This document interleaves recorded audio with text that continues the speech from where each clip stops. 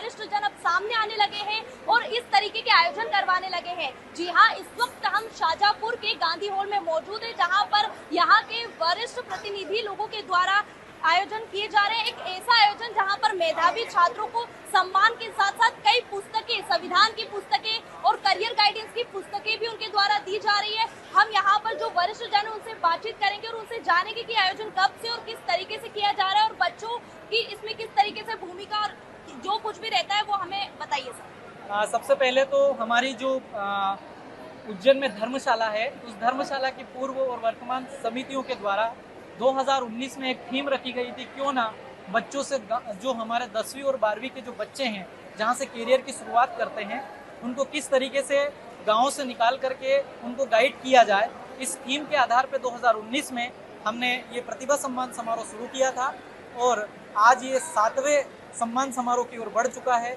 इसके कार्रवाई में जो हमारे वरिष्ठ जन, हमारी माताएं बहनें, साथ ही साथ हमारी जो सभी जिलों में उज्जैन, शाहजहांपुर, आगर, राजगढ़, सीहोर, गुना, इन सब जिलों में जो युवा टीम तैयार हुई है इस प्रोग्राम के लिए, उन सबके सहयोग से, उन सबकी मेहनत से आज हम इस नए प्रोग्राम की ओर बढ़े हैं और लगभग 200 बच्चों को आज समाज के द्वारा आदर्श पिलाला समाज सम्मान समारोह समिति और सभी संगठनों के माध्यम से इतने अच्छे आयोजन को हम परिणित कर पाए हैं। सर, आपने यहाँ पर जो मोटिवेशन गाइडेंस के लिए भी अच्छे पदोन्नति वाले अफसर या फिर जो भी है उनको आपने बुलाया था, इस पर आपका क्या कहना है? अच्छे गाइडेंस के लिए, बच्चों का अच्छा कैरियर बने, इसके लिए अच्छे लोगों को इसलिए बुलाया कि उनने अपनी मेहनत से वो पद हासिल किया है और उनको ये मालूम है कि किस तरह से इस पद पर पहुंचा जाता है। अगर वो अपना अनुभव आने वाली पीढ़ी को सुनाएंगे तो उनको सुनकर वो अपना अनुभव स्वयं साझा करेंगे और स्वयं को उसके लिए तैयार कर सकेंगे। सर, आरक्षण जैसे मुद्दे को लेकर आप क्या कहेंगे, क्योंकि हमेशा आरक्षण के मुद्दे को लेकर इस समाज को पछाड़ा जाता है। आरक्षण एक्चुअली में देखा जाए तो हमारा अधिकार है और भारतीय संविधान जब 15 अगस्त 1947 में जब देश आज़ाद हुआ, उसके बाद डॉक्टर भीमराव अंबेडकर साहब ने 2 साल 11 माह 18 दिन में जब संविधान तैयार करने में उसकी प्रारूप समिति में जब काम किया, तो उस समय जब उन्होंने परिस्थितियां देखी कि हमारे जो पिछड़े लोग हैं, जिसमें एसटी, एससी, ओबीसी के जो लोग हैं, वो किस तरीके से पिछड़े हुए हैं शिक्षा के क्षेत्र में, सभी क्षेत्रों में, तो उन्होंने कुछ प्रावधान किए और वो प्रावधान जो आज 70 साल हमारे देश की आज़ादी को हो चुके हैं, तो उस प्रावधान के आधार पर ही हम आज इस मंच तक पहुंच पाए हैं। तो हम ये चाहते हैं कि जो आरक्षण की ये बेला है, हमारे जो आने वाली जो पीढ़ी है उसको निरंतर रहे और आगे ले जाने के लिए उस पीढ़ी को भी ये सोचना पड़ेगा कि इस आरक्षण की नींव को किस प्रकार से बरकरार रखना है, क्योंकि कई सारी चीज़ें ऐसी है जो इसके पीछे लगी हुई है। हमें इसके बारे में हमारी युवा पीढ़ी को जागरूक करने के लिए इस टाइप के कार्यक्रम, और आज यहाँ पर संविधान की जो बुक प्रस्तुत की गई है हमारे जो वरिष्ठ जन हैं, हमारे धर्मशाला के पूर्व अध्यक्ष महोदय हैं, उनके द्वारा, तो ये उसी थीम पर है कि हम संविधान में बच्चों को जागरूक कर सकें। सर, समाज की युवा जनरेशन के लिए आप क्या कहेंगे? आपने इस तरीके का इतना बड़ा आयोजन यहाँ पर आयोजित किया है।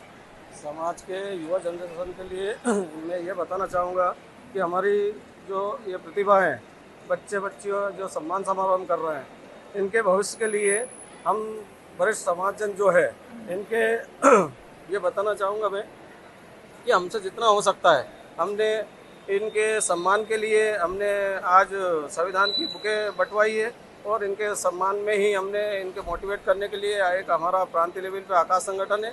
आकाश संगठन के जो हमारा प्रांतीय लेवल है उसने हमें आदेशित किया था कि सम्मान समारोह के लिए कुछ बुकें वितरित की जाए, जिससे हमारे बच्चों को मोटिवेशन मिले। और ये बच्चों के लिए मैं एक शब्द बोलना चाहूँगा शिक्षा के लिए, शिक्षा वो शेरनी का दूध है जो इसको पिएगा वो दहाड़ेगा। तो जैसा कि देखा आपने, सर ने हमें बताया, डॉक्टर बी.आर. अम्बेडकर ने कहा था शिक्षा वो शेरनी का दूध है जो पिएगा वही धाड़ेगा। हम यहाँ पर और भी लोग मौजूद हैं, हम उनसे भी बात करेंगे कि वो आदिवासी समाज के लिए क्या कहना चाहते हैं। आदिवासी समाज के लिए हम कहना चाहते हैं, ये जो शिक्षा है ये गांव-गांव तक जाके अंदर तक जाए, जहाँ पिछड़े लोग हैं वहाँ तक भी हमारी शिक्षा जाए, इसलिए हम इस प्रोग्राम को चलाते हैं, ताकि बच्चे गांव में जाके अपनी ये करें तो उन्हें भी मोटिवेट हो कि हम भी जाके आगे बढ़ सकें। यहाँ पर जिन्होंने मोटिवेट किया था, उन्होंने नीट एग्जाम क्लियर किए, इतनी बड़ी उपाधि उन्होंने उपलब्ध की, एमबीबीएस डॉक्टर है। हम उनसे भी जानेंगे कि क्या उनकी जर्नी थी और वो यहाँ पर बच्चों को मार्गदर्शन देने के लिए आए थे। गुड आफ्टरनून, मेरा नाम डॉक्टर लोकेंद्र सिंह कटारे है। Atal Bihari Vajpayee government medical college Vidisha से एमबीबीएस ग्रेजुएट हूँ। मैं यहीं शाजापुर का ही बेटा हूँ। मैंने बच्चों को यही बताया कि आज से 5-6 साल पहले मैं भी इसी प्रतिभा सम्मान समारोह में यहीं गांधी हॉल में मेरा पुरस्कृत किया गया था। मुझे भी आज 5-6 साल बाद एक मैं मोटिवेटर के रूप में यहाँ पे मौजूद था। मेरे लिए काफ़ी गर्व की बात है।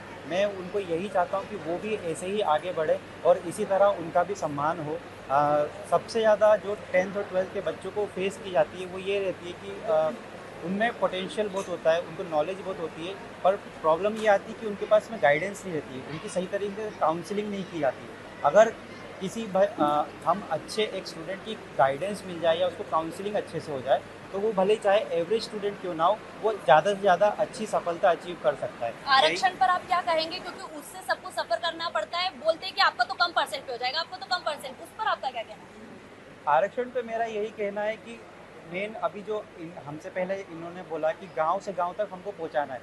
मैं ये मानता हूं कि आरक्षण नहीं होता तो कहीं ना कहीं हमको भी होप नहीं होता कि हम इस फील्ड में आगे बढ़ सकते हैं। मेरे घर में से मैं पहला डॉक्टर हूँ, मेरे बाद में मेरे जितने भी भाई बहन हैं वो सब मुझे देख के मोटिवेट हो रहे हैं। तो आरक्षण का मेन मुद्दा यही है कि समाज में हर एक पिछड़ा इंसान जो कि अभी इस चीज़ से दूर रह चुका है, अभी उसको मोटिवेशन मिले, वो भी समझे कि हम भी बराबर आ सकते हैं, हमें भी बराबरी का मौका मिलना चाहिए। यही मैं कहना चाहूँगा। इस आयोजन को लेकर आपका क्या कहना है? नमस्ते, मैं डॉक्टर पारितोष ठाकुर हूँ। ये आयोजन का मेन रीज़न ये था कि बच्चों को 10th 12th जो बच्चे हैं उनको गाइडेंस देना, और इसी पर्पज़ से मैं आया भी हूँ यहाँ पे, क्योंकि मुझे भी जब मुझे पता था कि मुझे डॉक्टर बनना है, पर मेरे को सब दिक्कत ये थी कि मेरे पास गाइडेंस नहीं था। तो इसलिए मैं ये गाइडेंस देने यहाँ पे और सबको गाइडेंस प्रोवाइड करने ही मेन रीज़न से आया हूँ, ताकि बच्चों को पता, डॉक्टर तो बनना होता है पर पता नहीं, उनको टारगेट तो पता होता है पर उनको पता नहीं कैसे अचीव करे। और यहाँ पे जो भी जितने भी बच्चे थे मैं उनको इसलिए मेनली गाइड करने आया था कि किस तरीके से तैयारी करें, कैसे कैसे आगे जा सकते, किस किस फील्ड में आगे अप्रोच कैसे लगा कर सकते, इसलिए मैं। तो यहाँ पर जो आयोजन था इसमें सभी फील्ड के लोगों को यहाँ पर बुलाया गया था ताकि वो बच्चों को सही तरीके से मार्गदर्शित कर सके। यहाँ पर और भी लोग मौजूद हैं, हम उनसे इस आयोजन के बारे में जानते हैं कि कितने सालों से और कौन कौन से बच्चों को यहाँ पर बुलाया जाता है, कौन से परसेंटेज और जो भी यहाँ पर बुलाया जाता है जिन बच्चों को, उनके बारे में आप हमें बताएं। आज हमने जो 10वीं 12वीं की एग्ज़ाम में इस बार अच्छे अंक से पास हुए, 65 से ऊपर अंकों वालों को हमने आज उनको यहाँ बुलाया, उनका मान सम्मान बढ़ाया। और आगे भविष्य में, क्योंकि बहुत सारे माँ बाप क्या करते हैं कि 10वीं पढ़ लिया, अब तो ठीक है काम कर, घर वाले ये बोलते हैं। आज समाज के सभी कर्मचारी सभी यहाँ आए और सभी बच्चों को मार्गदर्शन दिया, पढ़ाई करो और आगे बढ़ो, IAS बनो, कलेक्टर बनो और समाज का नाम रोशन करो। सर, आपके हाथ में करियर गाइडेंस की बुक है जो आपने यहाँ के स्टूडेंट्स को दी है, उस पर आपका क्या कहना है? इसके बारे में मैं बताना चाहूँगा कि करियर जो है वो बच्चे को खुद को बनाना है, परंतु क्या होता है कि 10वीं और 12वीं के बच्चों को इतना नॉलेज नहीं होता है कि अगला स्कोप हमारा कौन कौन सा है, अगले रास्ते हमारे कौन कौन से खुल रहे हैं, हमें क्या करना है। तो बच्चे वहाँ पर विचलित हो जाते हैं, अपना करियर चुन नहीं पाते हैं। तो इसलिए समाज द्वारा पुस्तक वितरित की जा रही है। इसमें सभी क्षेत्र में बच्चे 10वीं या 12वीं करने के बाद में वो क्या क्या कर सकता है, तो उसको एक किताब उपलब्ध कराई जा रही थी। इसके बारे में वो पढ़ करके और अपना मार्ग खुद चयन कर सकता है। 7वीं बार ये सम्मान समारोह आयोजित हुआ है, आप किस तरीके से देखते हैं, कितना सफल कारगर है? पिछले जो शुरुआत में कुछ एक दिक्कत आती है, क्योंकि किसी भी कार्य का प्रारंभ वो धीरे धीरे होता है और उसका प्रचार प्रसार जब होता है, समाज एक विशाल वटवृक्ष के समान है, इसकी जड़ें काफ़ी गहरी है। और धीरे धीरे 2019 में इस कार्यक्रम को हमने उज्जैन से प्रारंभ किया था और हर वर्ष इसको अच्छी ऊंचाई हासिल हो रही है, क्योंकि पिछले कार्यक्रमों से आज का जो कार्यक्रम आप देख रहे हैं इसमें 200 बच्चों का पंजीयन हुआ है और सभी को यहाँ पर जो है प्रतिभाशाली छात्रों को प्रमाण पत्र और शील्ड वगैरह वितरण की गई है। और उनको नए नए लोगों से, नए जो हमारे सामाजिक जो लोगों ने जो उपलब्धि हासिल की है, उनके द्वारा भी यहाँ पर किस प्रकार से मतलब उनने इस मंजिल को हासिल किया है, ये सुनवाया गया वक्ताओं के द्वारा। ये हमारी उपलब्धि। एक आखिरी सवाल सर आपसे कि आप युवा पीढ़ी को क्या संदेश देना चाहते हैं? हम युवा पीढ़ी को ये संदेश देना चाहते हैं, जैसा कि हमारे मुख्य अतिथि महोदय थे, उन्होंने बताया था कि आज की पीढ़ी जो सोशल मीडिया से जुड़ कर के जो अपने जीवन को बर्बाद कर रही है, उस बिगड़ते हुए जीवन को सोशल मीडिया से दूर होकर हम अच्छे लोगों से मिले, अच्छे लोगों की हम शरण में रहें, माता पिता और हमारे जो गुरुजन हैं और साथ ही हमारे जो वरिष्ठ जन हैं, शिक्षक हैं, उन लोगों से प्रेरणा ले और जो आज इस प्रकार के प्रोग्राम में जो अतिथि लोग आके अपने अनुभव शेयर करते हैं, उन अनुभव के आधार पर ये पीढ़ी आगे जाए, इसी तरह की थीम पर निरंतर ये आगे बढ़ रहे हैं। तो ये थे हमारे साथ आनंद दलोदिया सर, जिन्होंने हमें सोशल मीडिया के जो साइड इफेक्ट्स है उसके बारे में बताया कि जो स्टूडेंट्स है सोशल मीडिया से दूर रहे। और इस आयोजन के बारे में मैं आपको बता दूं कि 7वीं बार ये आयोजन यहाँ पर आयोजित किया गया था। यहाँ पर कई तरह के जो अलग अलग फील्ड के गाइडेंस है उनको भी बुलाया था ताकि बच्चों को एक सही मार्गदर्शन मिल सके। इंदौर से आजाद बोल के लिए मैं अर्शी सिंह।